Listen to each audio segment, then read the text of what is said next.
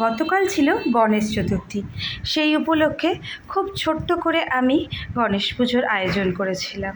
প্রত্যেক বছরই এই দিনটা আমি পালন করে থাকি, তবে একটু বড় করেই করে থাকি।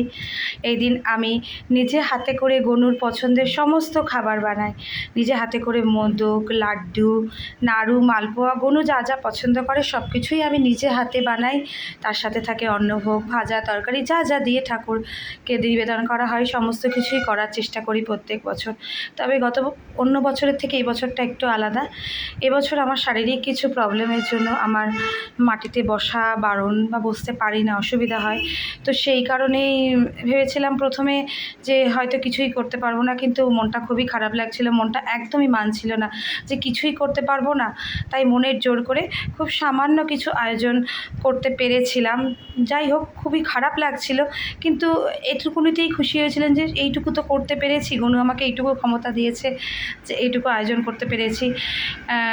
গনুর কাছে এটাই প্রার্থনা করব, সামনের বছর যেন আমি তোমাকে সমস্ত কিছু সাজিয়ে গুছিয়ে দিতে পারি। এবছরে আয়োজন করেছিলাম, নিজে হাতে বানিয়েছিলাম লুচি, সুজি আর সিমুইয়ের পায়েস, আর দোকান থেকে কিনে এনেছিলাম আমার গনুর পছন্দের লাড্ডু আর মোদক।